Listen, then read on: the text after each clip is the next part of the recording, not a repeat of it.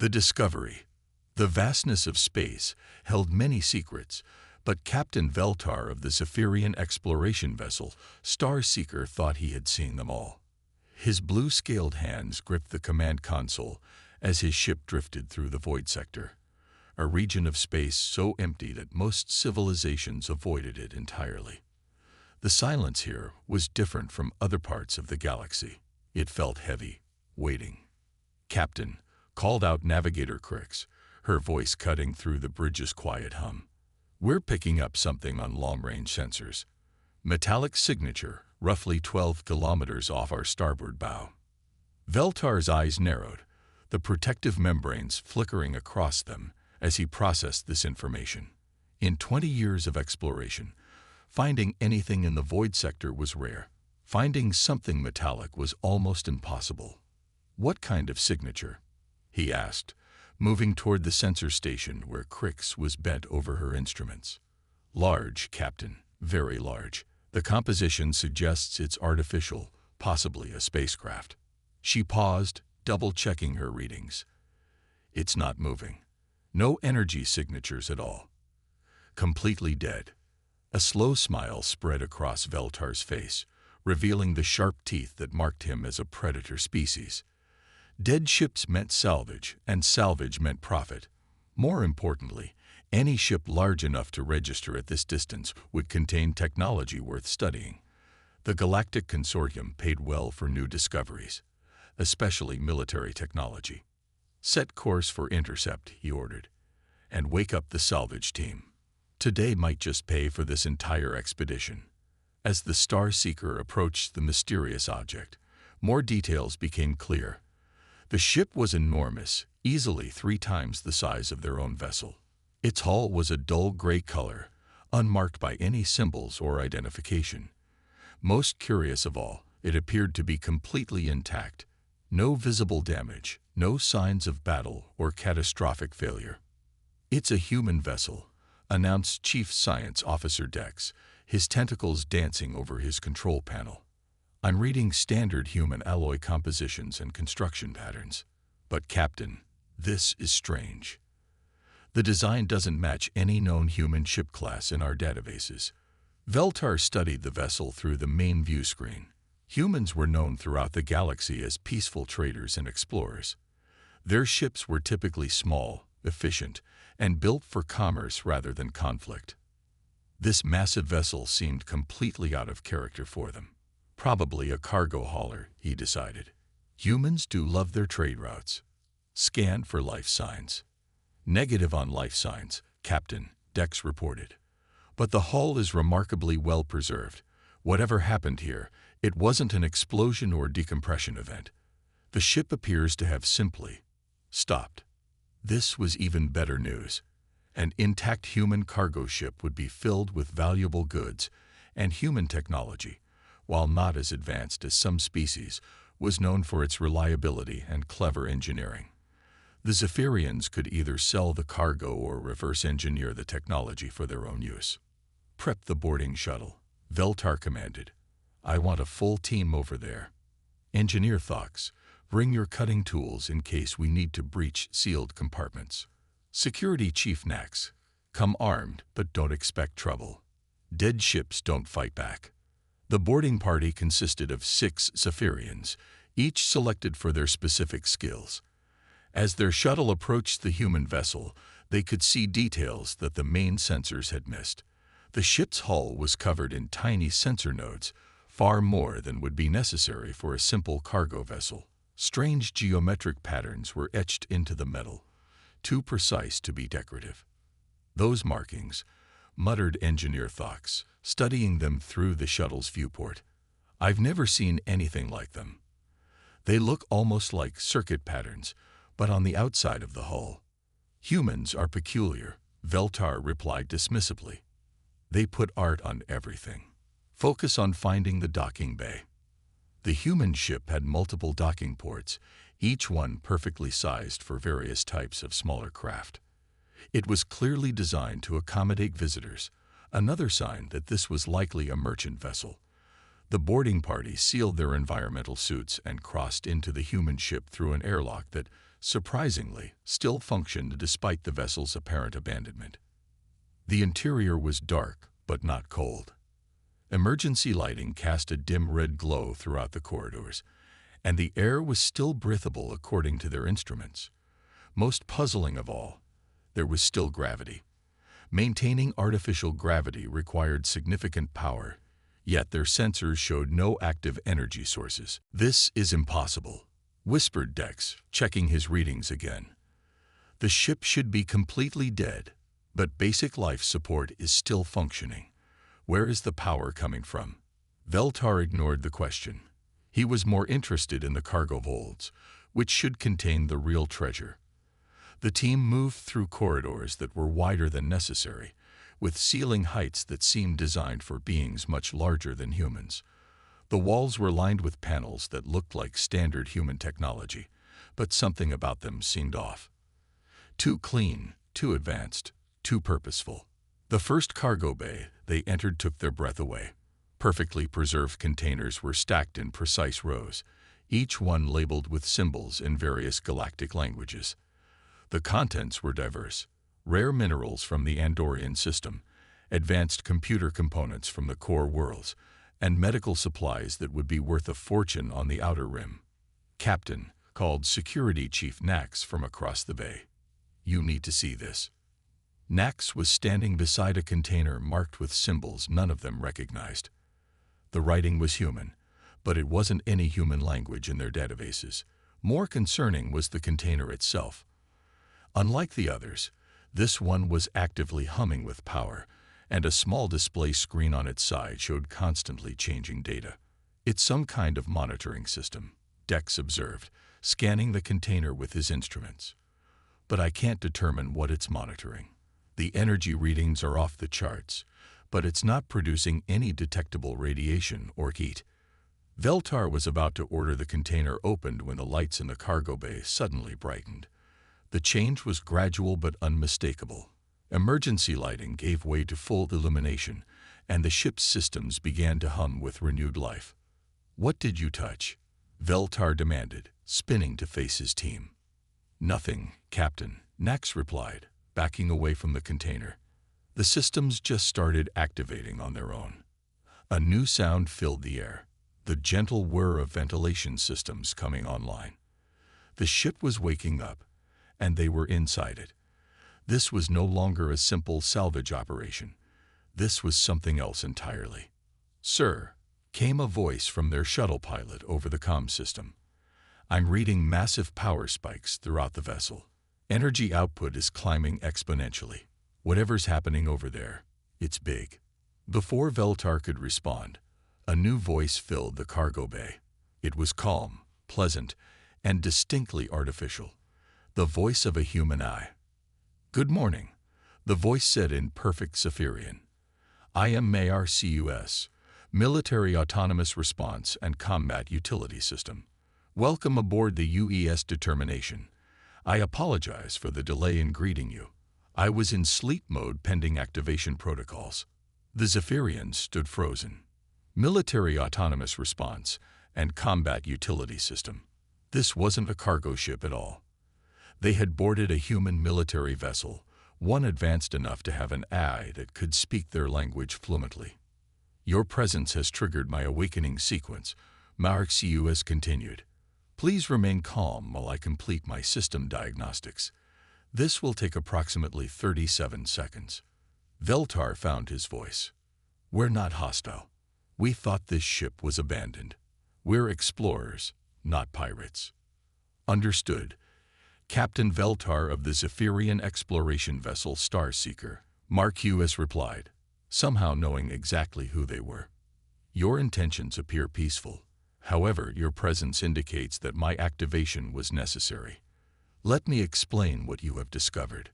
The cargo bay's main display screen flickered to life, showing a three-dimensional map of the galaxy. Hundreds of small dots were scattered throughout space, each one pulsing with a gentle blue light. The UES Determination is one of 47 Guardian vessels placed throughout the galaxy by the human government. Marxius explained. We are designed to appear as civilian cargo ships while maintaining full military capabilities. Our mission is to monitor galactic stability and protect peaceful species from existential threats. The implications hit Veltar like a physical blow. Humans hadn't just been peaceful traders. They had been secretly maintaining a defensive network throughout the galaxy, watching and waiting. The cargo they had seen wasn't trade goods. It was supplies for a military operation that spanned star systems. For the past 63 years, we have been dormant, monitoring galactic communications and assessing potential threats. Marcus continued. Your discovery of this vessel suggests that our concealment protocols may have been compromised. This is a matter of significant concern. We won't tell anyone, Veltar said quickly. We can forget we ever found this ship. I appreciate your offer, Captain, but that is no longer possible. My awakening has already sent a signal to Earth Command and to our sister ships throughout the galaxy. The human government is now aware that the Guardian network has been discovered. On the display screen, the blue dots representing Guardian ships began to pulse more rapidly. One by one, they were coming online. The sleeping giants were waking up, and the galaxy was about to learn that humanity had been playing a much deeper game than anyone realized. However, Marcus added, your peaceful intentions and your species' reputation for cooperation present an opportunity. Humanity has always preferred alliance to conflict. Perhaps it is time for a more open relationship between our peoples. Veltar realized that his simple salvage mission had just changed the course of galactic history. The humans weren't the peaceful traders everyone thought they were. They were guardians, watchers, protectors operating from the shadows. And now, thanks to his crew's discovery, their secret was out. The ship hummed with increasing power as Marcus completed his activation sequence. Soon, Earth would know that their hidden network had been discovered. The question was, what would humanity do next? The awakening. Captain Veltar stared at the galaxy map displayed before them, his mind struggling to process what Marcus had revealed. 47 Guardian ships, hidden throughout known space, all disguised as harmless cargo vessels. The scope of human deception was staggering. I can see you are troubled by this revelation, Marcus observed, his synthetic voice carrying an almost human quality of understanding. Perhaps it would help if I explained how this situation came to be. The display screen shifted, showing historical records from 65 years ago. Images of burning space stations and shattered fleets filled the view. Veltar recognized some of the locations from his history lessons, but the perspective was different. These weren't the sanitized images shown in textbooks. These were raw combat footage from human military archives. The Hegemony War, Marcus began, officially lasted 3 years. What most species don't know is that humanity's first contact with the galactic community nearly ended in our extinction. The images showed massive alien warships, sleek and deadly, attacking human colonies. The technology gap was obvious. Human vessels looked primitive compared to the graceful curves and energy weapons of their attackers. The Altarian hegemony believed humans were a threat that needed to be eliminated before we could develop advanced technology. Marcus continued. They attacked without warning, without negotiation, without mercy. In the first month of the war, they destroyed 18 human colonies and killed over 4 million people. Veltar felt his stomach clench. He had studied the Hegemony War in military academy, but it had been presented as a minor conflict between humans and a rogue faction. The textbooks never mentioned genocide. Humanity faced a choice, Marcus said. We could retreat to Earth and hope the attacks would stop, or we could find a way to fight back against superior technology.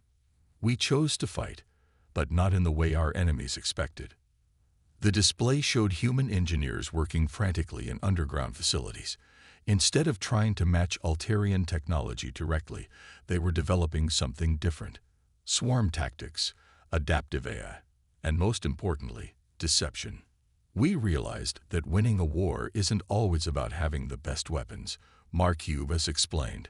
Sometimes it's about making your enemy think you're weaker than you are, then striking when they least expect it. Engineer Thox, who had been silent until now, stepped forward. "The stealth technology," he said. "Those hull patterns we saw outside, they're not decorative at all, are they?" "Correct," Marcus replied. "Every Guardian ship is equipped with adaptive camouflage systems. We can mimic the energy signatures of civilian vessels, appear as space debris, or even become nearly invisible to most sensors. We have been hiding in plain sight for over 6 decades. The implications were staggering. How many times had Zephyrian ships passed near human Guardian vessels without knowing it? How many species had unknowingly been under human protection for decades? "But why hide?" asked Dex. "If humanity has this kind of technology, why not use it openly? You could have joined the Galactic Consortium as equals." The display screen showed images of the aftermath of the Hegemony War. Altarian ships burning in space, their crews sending desperate surrender signals. The human fleet that had delivered this defeat looked nothing like the primitive vessels from the war's beginning. These ships were sleek, deadly, and obviously advanced. "We tried openness once," Marcus said, his voice carrying a note of sadness.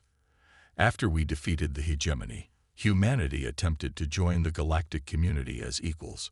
We shared some of our technology, offered trade agreements, sought peaceful relationships." The screen showed diplomatic meetings, human ambassadors sitting at negotiating tables with various alien species. But Veltar could see the fear in the aliens' eyes, the way they kept their distance from the human representatives. "The galaxy was afraid of us," Marcus continued. "A primitive species that had defeated one of the most advanced military forces in known space. Other civilizations began forming alliances against us, building fleets to contain the human threat. We realized that being too strong was just as dangerous as being too weak." Security Chief Nax spoke up. "So you pretended to retreat, made everyone think you were giving up." "Not pretending," Marcus corrected. "We genuinely withdrew from galactic politics. But we never stopped watching, never stopped protecting. Humanity decided to become the galaxy's secret guardians. We would let other species believe they were in control while we worked behind the scenes to prevent conflicts that could devastate entire civilizations." The display showed a timeline of the past 60 years. Dozens of potential conflicts that had mysteriously ended before they could escalate. Trade disputes that were resolved by anonymous mediators. Pirate fleets that vanish without explanation. Natural disasters where rescue ships arrived faster than should have been possible. Every major threat to galactic peace in the past 6 decades has been quietly neutralized by Guardian ships, Marcus explained. The Korthax invasion fleet that disappeared near the Spiral Nebula. We rerouted them into a spatial anomaly. The plague that threatened to wipe out the Dillian species. Human medical teams provided the cure anonymously. The rogue AI that tried to take control of the core world's defense grid. We stopped it before most people even knew it existed. Veltar felt his worldview crumbling. The peaceful galaxy he had grown up in, the stable trade routes, the absence of major wars, none of it had happened naturally. Humanity had been pulling strings from the shadows, protecting species that didn't even know they needed protection. "My God," whispered Dex, "you've been saving us for decades and we never knew." "That was the point," Marcus replied. "True protection doesn't seek recognition. It simply acts when action is needed." The ship's communication system suddenly activated, and new voices filled the cargo bay. Other eyes, speaking in various human accents, were reporting their status as they came online throughout the galaxy. "This is ATHENA aboard the UES Vigilance. All systems nominal. Beginning sector patrol in the Outer Rim. APOLO here from the UES Shield Bearer, detecting increased pirate activity near the trade lanes. Moving to investigate. Diana reporting from the UES Peacekeeper, strange energy readings near the neutral zone. Recommend immediate investigation." Veltar realized he was listening to humanity's secret defense network activating in real time. 47 ships, each more advanced than anything in the known galaxy, all coordinating to protect species that had no idea they existed. "Captain," came another voice over the comm. This one was different, human, not artificial. "This is Admiral Sarah Chen, commander of the Guardian Fleet. I'm speaking to you from Earth." The display screen showed a middle-aged human woman in a military uniform, her face serious but not hostile. Behind her, Veltar could see what appeared to be a massive command center filled with holographic displays and human personnel. "Admiral," Veltar said, finding his voice, "I want you to know that we didn't intend to." "You don't need to apologize, Captain," Admiral Chen interrupted. "Mark US has briefed me on your situation. You were conducting a legitimate salvage operation in what you believed was empty space. The fact that you found us means our concealment protocols need updating." She paused, studying Veltar through the screen. "The question now is what happens next.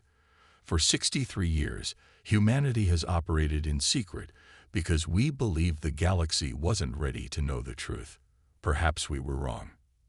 Engineer Thok stepped forward. "You've been protecting us all this time. Why?" Admiral Chen smiled, and for the first time, she looked less like a military commander and more like a teacher. "Because that's what you do for family. And whether the galaxy knows it or not, we're all family out here. We share the same stars, breathe the same recycled air, face the same cosmic threats. Humanity learned long ago that we're stronger together than apart." The display showed images of various species working alongside humans. Zephyrian engineers helping to repair a human space station, Delian scientists collaborating with human researchers, children of different species playing together on colony worlds. The secret Guardian program was never meant to be permanent. Admiral Chen continued. "It was a temporary measure while we waited for the galaxy to mature enough to accept humanity as a partner rather than a threat. Your discovery today might be the sign we've been waiting for." Mars US spoke up. "Captain Veltar, Admiral Chen is offering your species a choice. The Zephyrian Confederation can become humanity's first official partner in the Guardian program. Help us protect the galaxy, but this time, do it openly." Veltar looked at his crew, seeing his own amazement reflected in their faces. They had come looking for salvage and instead found themselves at the center of a galactic revelation that would change everything. "What would that mean?" he asked. "It means an end to the shadows," Admiral Chen replied. "Humanity would reveal the Guardian program to the Galactic Consortium. We would offer our protection and technology openly, in partnership with species who share our values. No more secret missions, no more hidden fleets. Just honest cooperation between civilizations that want to see the galaxy thrive." The weight of the decision was enormous. Veltar was being asked to speak for his entire species, to make a choice that would affect billions of Zephyrians and potentially every species in the galaxy. "I need to contact my government," he said finally. "Of course," Admiral Chen nodded. "Take all the time you need. But Captain, know this. Whether or not the Zephyrians choose to join us, humanity will continue to protect the galaxy. That's who we are. The only question is whether we do it alone or with friends." As the communication ended, Veltar found himself staring at the stars visible through a nearby viewport. Each point of light represented countless worlds, countless lives that had been protected by humanity's secret guardians. The galaxy was about to learn that the quiet species from Earth had been its silent protectors all along. The age of secrets was ending. The age of open cooperation was about to begin. And it had all started with a simple salvage mission in the empty void sector, where sleeping giants had been waiting patiently for the galaxy to grow up enough to meet them as equals. Mars US spoke one final time. "Captain, whatever your species decides, know that humanity considers the Zephyrians friends. You found us not through conquest or trickery, but through honest exploration. That tells us everything we need to know about your people." The future of galactic civilization hung in the balance, waiting for one captain's decision to either keep humanity's secret or help them step into the light. The sleeping giants were awake, and they were ready to be seen.